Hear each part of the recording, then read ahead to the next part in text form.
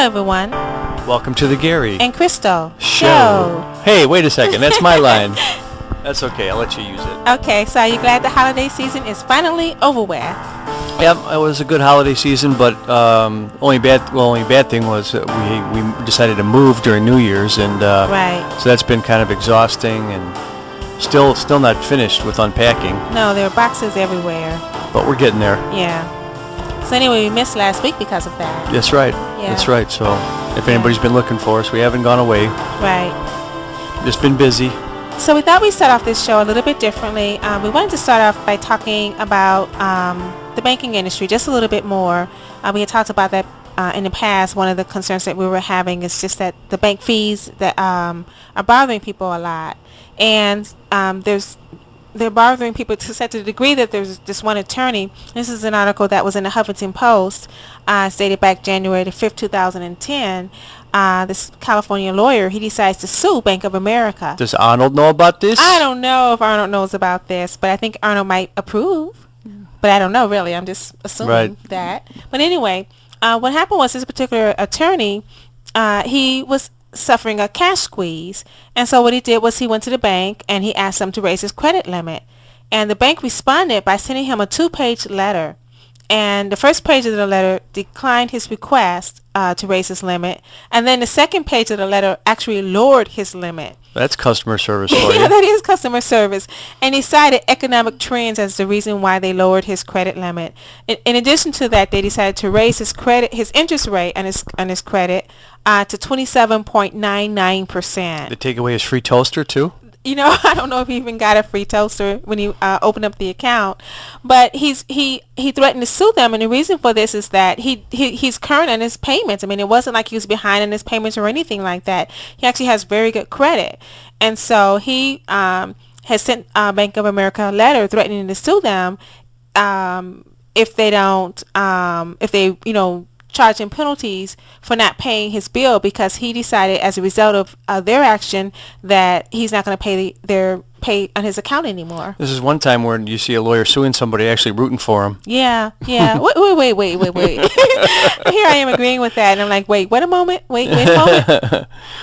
Anyway, so they're saying that that he might have some standing here, and that this lawsuit might actually gain traction. Now, what he is saying is that he's already offered a compromise to the bank and said that if the bank would reduce his interest rate down from 27.99% down to 10.99%, then he might continue paying on his bill. Well, can you imagine that? Can you imagine raising someone's interest rate to 27.99%? They're current on their bill, and you're doing that just because they said, hey, I'm having a little bit of a cash crunch and I need some additional money? Yeah, it seems kind of crazy. It does seem crazy. And then the other reason why he said that he was pursuing this cause of action, or that he might pursue this cause of action, he hasn't actually sued the bank yet. He just sent a letter saying that he may sue the bank, or that he will sue the bank, is because he feels like the bank is basically extorting him to a certain degree. They're not being really held accountable for their actions. And then he's concerned because the banks were allowed to borrow billions of dollars from the federal government. In essence, our taxpayer dollars help fund these banks or sustain these banks. And what they did was they turned around and used the money to pay their executives these huge bonuses. And then here he is a consumer, and all he's doing is asking for a minor increase in his credit. He has good credit, just asking for a little bit more credit. And the bank not only just says no, and I think this is probably what got him upset. It's not so much that they said no, but then they responded by lowering his credit rate and increasing his interest rate.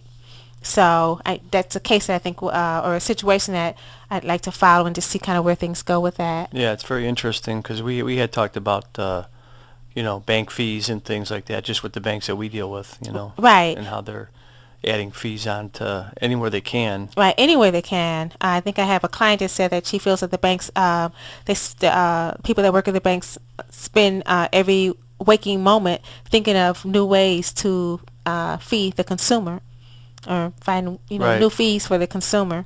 So I'm sure it's just a matter of time before you have a walk in the door fee. But anyway, another article, and this one is out of the New York Times, and this is dated January the 5th. And this one is talking about Visa card. And in particular, if you use your debit card, your debit card that you get from with the banks, you know how whenever you buy something, you can they ask if you want to use it as a debit card or as a credit card. Well, you're encouraged to use it as a credit card, but if you use it as a credit card, and the reason why is that you're not disclosing your PIN number, I guess it's a more private form of a transaction.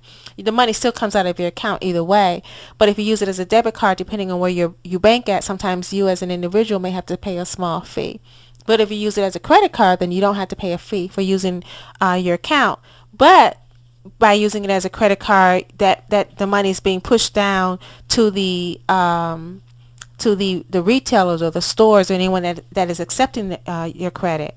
So what they're saying is that Visa has made a phenomenal amount of money basically by encouraging people to use their debit card more as a credit card. Yeah, I read that article, and it's kind of a lengthy article, and we could almost do a whole show just on that article because there's a lot of information about that. But basically, it sounds like they're just making money just by, from money exchange, from the merchants to the banks to the from the consumers' banks to the stores. Right. It's kind of a racket. Right, and to a certain extent, it is according kind to of this a racket, article. right? Because it takes a big bite out of your profit, especially if you do a large amount of business by credit.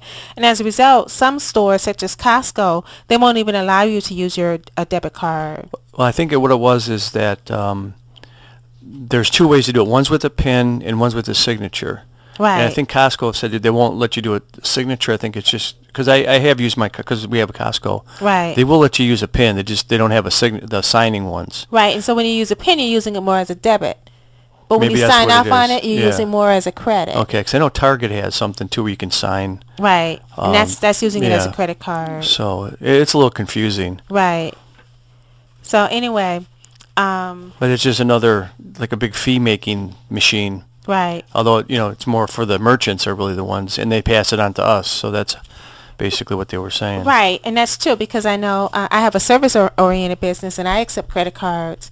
And what I do is I do push the fee down to my clients because if I have to pay, if they're using a credit card, for example, to pay a cost, let's say a filing fee is, I'm just coming up with a number, but let's say to file a document it costs $300, and if they pay by credit, then because of the fee, if I don't charge them a little bit more or have them pay for that, the privilege of using credit, I actually end up taking a loss because then I would have to come up with the difference. So, my clients, they kind of understand that and they're using it for convenience purposes, but I know for me at least I'm able to, show right then and there at the moment of the transaction why they might be charged a little bit more because it's just so I don't come out of pocket. I don't want to fund someone's case. But I think when you're a retailer or a store or any other type of business owner, you may not be able to do that in quite the same way, quite as directly.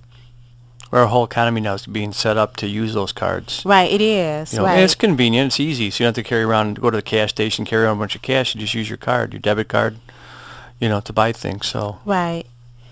So now you have an article that was kind of interesting. Now we're switching topics here, but this deals with homelessness in Japan, and in particular, Japan has a rather interesting way of dealing with that problem, as opposed to using or having just homeless shelters. Right. They have something called the capsule hotels, and the capsule hotels were originally designed as a place for they call it salarymen or businessmen. They said that most of their customers were businessmen who were drinking and couldn't, didn't drive home, so they'd stay in this little, basically like a bunk capsule, like a 5-foot by 6-foot place that has a bunk and a place to hang some clothes, and they would rent it for the night. But then what they found is that with the economy in Japan, who's had a real bad recession, maybe even worse than ours to a certain extent, that they were finding people were starting to stay there long term, weeks and months. Right. And actually, it was kind of interesting. They said this one guy said that he's got when he's renting out, it was like $645 a month. That's a lot for a little small, teeny weeny space like that. I mean, there's a communal toilet and there's like a lounge area, but you're basically just squeezed into a box. Right. I mean, that's really all you have. Right. So. Now, is it mostly men using that, or are women using that? Well, it didn't really. The ones they talked about were men. I don't know. They may have ones for women too. Right. but this was a particular one was for men. It didn't really. I'm assuming it was all men in this particular unit, but they said